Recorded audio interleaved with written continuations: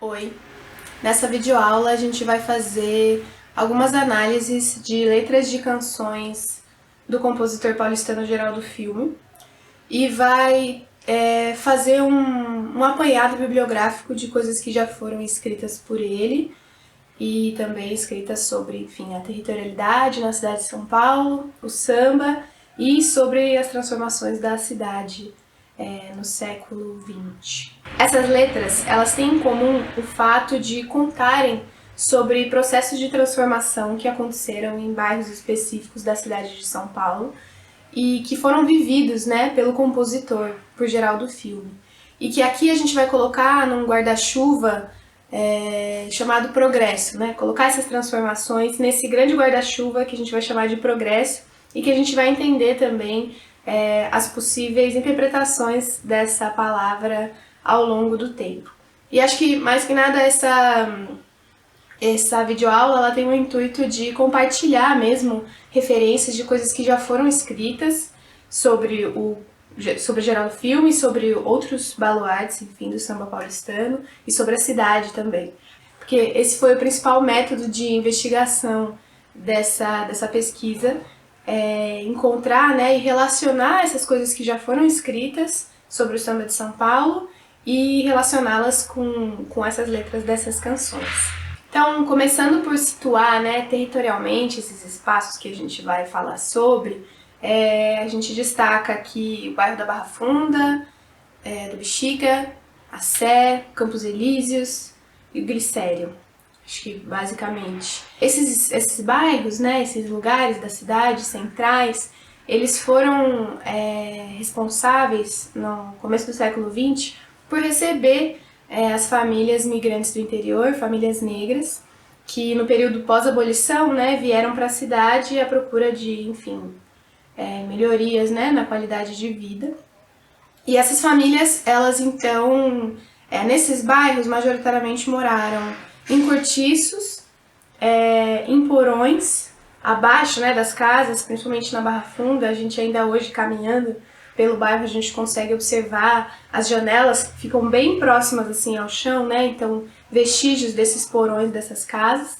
E essas famílias, elas muitas vezes compartilhavam esses espaços com outras famílias, né, de forma a diminuir o aluguel. E esses bairros, eles então viraram também espaços de sociabilidade e de lazer, né, desse grupo. E aqui a gente entende, né, o momento do tempo livre como um momento também a ser levado a sério, como diz o Huizinga em Homo Ludens. Então a gente, né, consegue, enfim, destacar aqui como fazendo parte desses momentos de lazer os próprios desfiles, né, carnavalescos, piqueniques que eram organizados, rodas de samba, obviamente, romarias também, há relatos. Então eram espaços muito vivos, né, muito presentes, bailes também muito presentes, com, enfim, diversas formas de sociabilidade. Porém, com o tempo, né, principalmente se a gente for analisar a segunda metade do século XX, esses espaços eles começam a ser transformados, modificados, destruídos. E aí a gente pode pensar, né, fazer perguntas de o que leva um espaço a ser transformado, a ser destruído, o que leva à decisão, né? Quem é que toma essa decisão de um espaço de sociabilidade, de um espaço que tem uma determinada importância para um grupo ser destruído? E quais vão ser as pessoas que vão ocupar esse novo espaço que vai ser construído acima daquele que foi destruído, né, nessa nova transformação. Então, foram perguntas que motivaram essa pesquisa e que, de certa forma, estiveram ali presentes dentro dessas análises das canções. E aí, sem dúvida, o espaço que talvez seja o mais famoso e conhecido dentro dessas transformações é o Largo da Banana, né? Para fins de localização, né, o largo ficava então no final da Alameda Olga e da Rua Brigadeiro Galvão, no bairro da Barra Funda. Ficava bem próximo ao que hoje a gente chama, né, de linha 3 vermelha do metrô, próximo à estação Barra Funda. Antigamente a estação mesmo Barra Funda ela era um pouco mais perto do largo. Tem um mapa aí para ver bem onde é que ficava cada coisa. Um mapa inclusive da Renata Siqueira, que é uma das pesquisadoras utilizadas aqui na investigação como referência. E a gente consegue destacar, né, dentro dessa estação, a presença grande de trabalhadores, majoritariamente homens, negros, que tinham as principais funções de carregador, ensacador, dessas mercadorias que chegavam pelos trens. Trens que vinham, enfim, que ligavam, né? A ferrovia, ela ligava o litoral com o interior. Então, o largo, né, que se localizava ali próximo, se tornou um espaço de descanso e de encontro desses trabalhadores, que começaram também a ocupar esse espaço como uma forma, como um espaço de sociabilidade, né?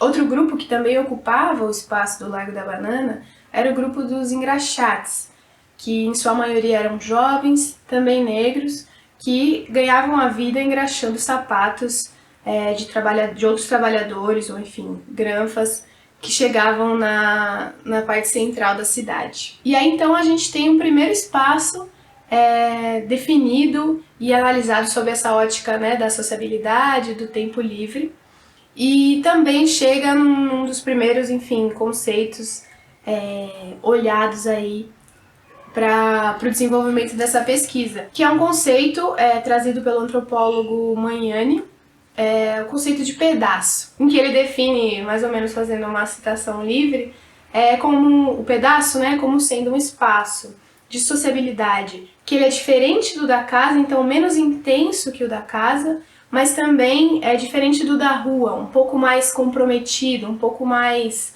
bem definido.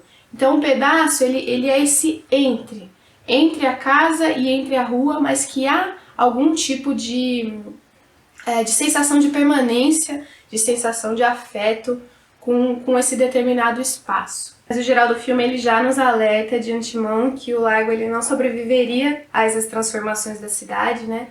Na canção Vou Sambar em Outro Lugar, que por questões de direitos autorais do YouTube eu não vou colocar as músicas aqui, mas o link para escutá-las vai estar na descrição do vídeo. Nesse samba, né, Vou Sambar em Outro Lugar, ele canta: surgiu um viaduto, é progresso, eu não posso protestar, adeus berço do samba, eu vou sambar em outro lugar.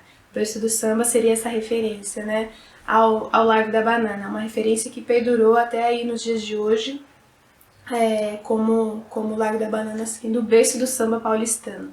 E aí justamente, né, o largo ele é destruído para construção do viaduto Pacaembu, que é inaugurado em 1955 e elaborado pelo então prefeito, né, Prestes Maia.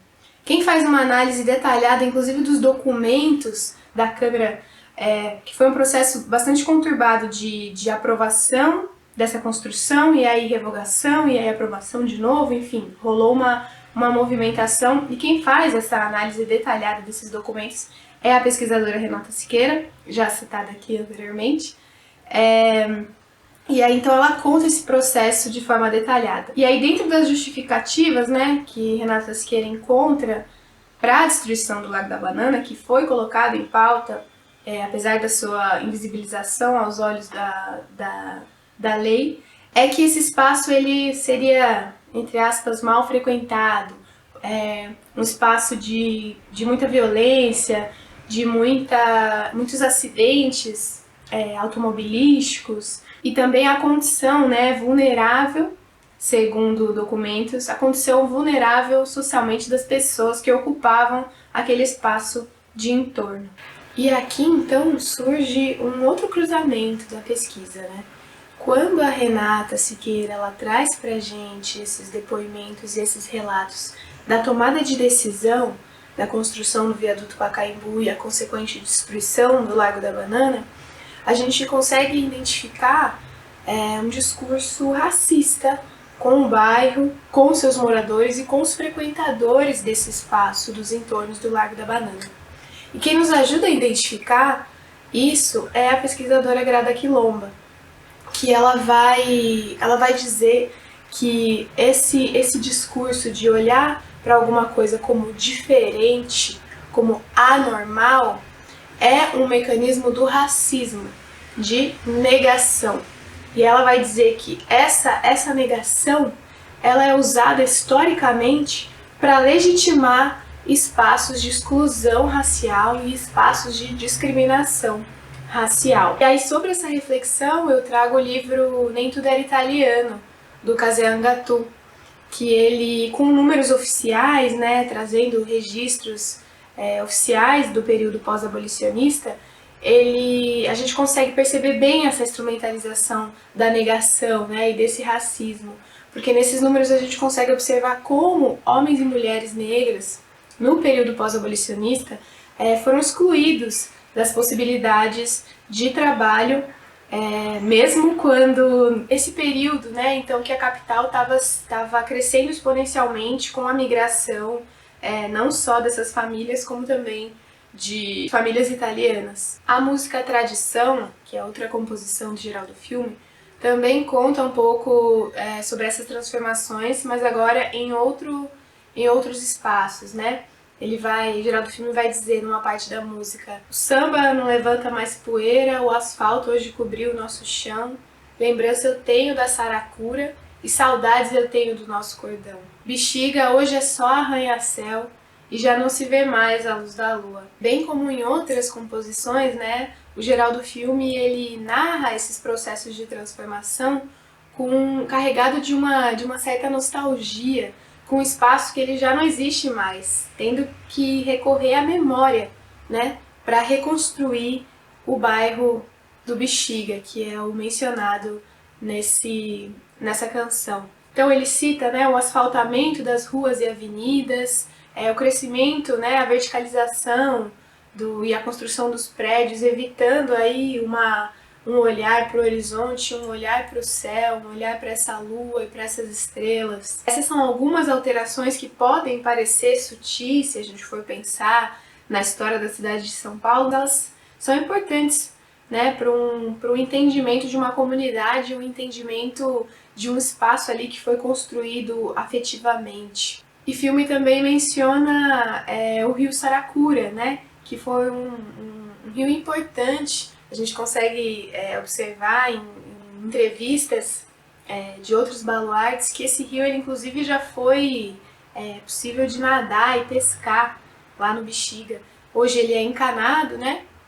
Então ele já não existe mais aos olhos de quem vê, mas foi um rio que foi importante para essa comunidade, e também esse rio deu nome a um quilombo, o Quilombo Saracura, ali também no Bexiga, que abrigou muitas rodas de samba e também outros momentos de lazer e de sociabilidade para essa comunidade que a gente está falando. E aí, quando eu falo dessas entrevistas, elas podem ser encontradas tanto em biografias que foram escritas do Seu Nenê, do Caetano Perucci, do Zonjinho da Cuica, que eu vou deixar nas referências na descrição desse vídeo, mas também a gente consegue encontrar na dissertação de mestrado do André Santos, que também entrevistou alguns desses baluartes, conseguiu compor aí a memória desse samba, o samba paulistano. Outra letra de canção do Geraldo Filme que traz essa nostalgia e essa saudade, né, do espaço é O Último Sambista, que ele começa, né, veio o progresso, fez do bairro uma cidade, acabou com a nossa alegria e também com a nossa simplicidade. Eu levo saudade lá do Largo da Banana, onde nós fazia samba toda noite da semana. Deixo esse samba que eu fiz com muito carinho e carrego no peito a saudade e nas mãos o meu cavaquinho. Então a gente novamente se depara com essa palavra, né? Progresso. Progresso, ele, enfim, é uma palavra que ficou muito atrelada à história da cidade de São Paulo, né? O pesquisador Marcos Virgílio, ele atribui esse feito dessa relação dessa palavra com a cidade à elite paulistana, a elite econômica, né, na verdade, de São Paulo, no qual o conceito de progresso seria fundamental para a difusão dessa imagem de São Paulo como a cidade do trabalho, e do progresso sendo esse fruto, né, do labor do seu povo.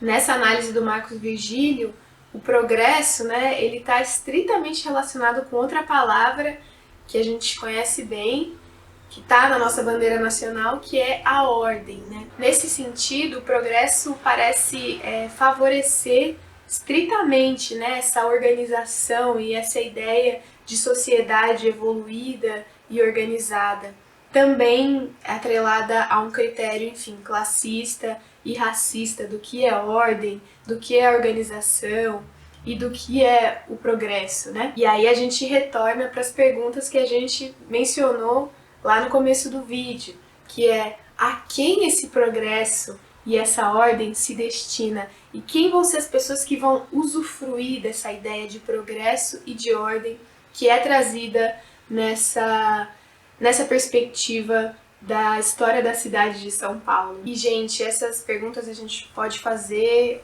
né, inclusive nos dias de hoje e no futuro, provavelmente. Não vou me estender muito aqui, mas se vocês procurarem pelo movimento Mobiliza Saracura Vai Vai nas redes sociais, a gente consegue encontrar essa luta dessa organização, desse grupo, pelos achados arqueológicos vindos das escavações para a construção do metrô da linha laranja. Então são coisas que estão aí efervescendo e pulsando sempre, e inclusive nos dias de hoje. Inclusive é um ótimo gancho para pensar em outra canção que é analisada na pesquisa do Geraldo Filme, que é São Paulo, Menino Grande. Que ele começa dizendo, né? São Paulo, menino grande, cresceu e não consegue mais parar. Pátio do colégio que te viu nascer, um velho IP parece chorar.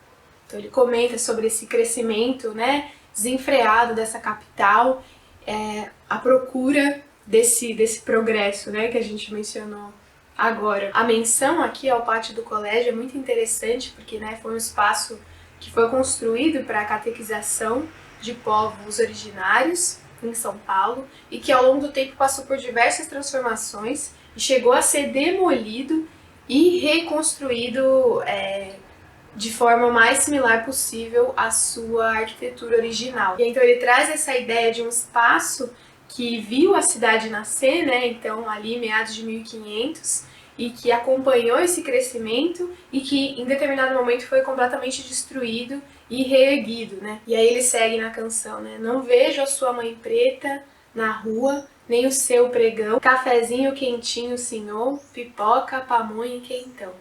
Lembrar, deixa eu me lembrar, lá, laiá, laiá, laiá, laiá. E quando o Geraldo Filme fala dessa destruição do pátio do colégio e a sua reconstrução, a gente está falando então da década de 50, quando isso aconteceu. E nessa segunda parte, quando ele fala sobre a Mãe Preta, remete novamente a essa década de 50, quando a gente tem, né, a construção do monumento da Mãe Preta, que fica atualmente localizado no Paissandu. Essa mobilização, né, para a construção dessa estátua, ali ao lado da Igreja Rosário dos Homens Pretos, no Paissandu, ela foi uma mobilização de entidades negras da época, como símbolo de memória desses grupos e que posteriormente foi aprovado pela Câmara de Vereadores. Já se há, né, diversos questionamentos e reflexões sobre essa estátua e sobre o que ela significa, né,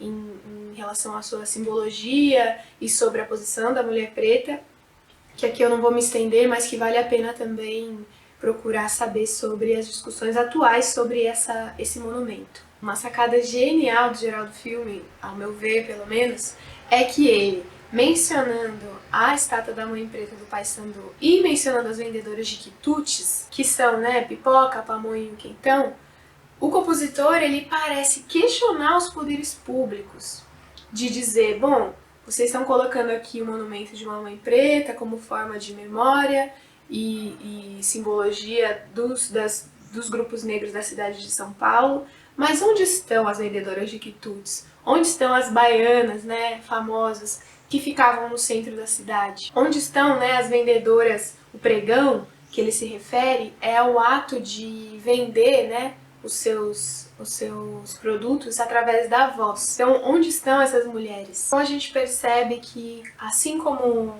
na canção Tradição, Geraldo Filme, ele traz elementos visuais para compor essa paisagem que ele está querendo contar pra gente. E na verdade, quando ele termina a canção lembrar, deixa-me lembrar, a gente consegue ter duas ideias sobre esse verbo.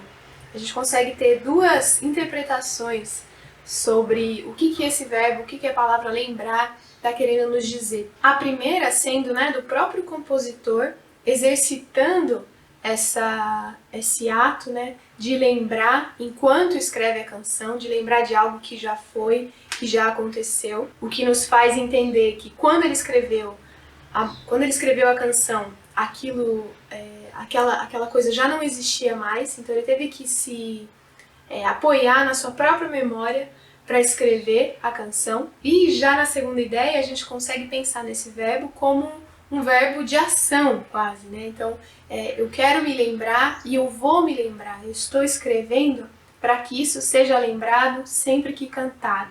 Então, a gente quase que como uma ideia né, do geral do filme para pensar num futuro, para pensar naquilo que ele não quer que seja esquecido, que ele quer que seja lembrado sempre. Aí acho que como considerações finais sobre essa videoaula e sobre essa pesquisa, do modo geral, acho que o intuito maior foi tentar compreender mais profundamente assim a trajetória e as ideias do geral do filme e de outros baluartes, de outros companheiros ali que compartilharam o mesmo período e paixões, né, da vida com ele. E aí também, junto disso, né, entender essas transformações que aconteceram na cidade do ponto de vista, agora, desses sujeitos. E aqui eu digo sujeitos porque a Grada Quilomba também traz essa ideia de, no começo do livro dela, de entender aqueles que socialmente sempre foram vistos historicamente como os outros, como aqueles que a gente olha de fora, agora olhando para eles como sendo sujeitos da própria história, sujeitos da própria narrativa. E que outra forma melhor de fazer isso, senão olhando para as composições deles, né? E claro, também coloca a gente como defensores, né? Desses momentos de lazer e desses momentos de sociabilidade como um direito a ser adquirido sempre. E aí também faz a gente conseguir compreender que o registro, né, dessas canções e a possibilidade de escutá-las em qualquer período histórico faz com que a gente consiga compreender mais precisamente o momento histórico que a gente quer estudar e compreender mais profundamente o que é que essas pessoas, o que é que esses sujeitos interessados e ativos daquele momento histórico pensavam e idealizavam sobre a cidade. E dando, né, o sentido para o samba e para a manifestação cultural, um sentido também de transmissão, né, de saberes que fazem parte da memória da sociedade brasileira como um todo. Então é isso, gente. Queria agradecer, espero que vocês tenham curtido. Me mantenham aberta para trocar ideia sobre essa videoaula e sobre outras questões relacionadas ao tema do samba paulista. Vou deixar aqui os meus contatos pra gente, enfim, trocar mais ideia por aí e é nóis. Muito obrigada!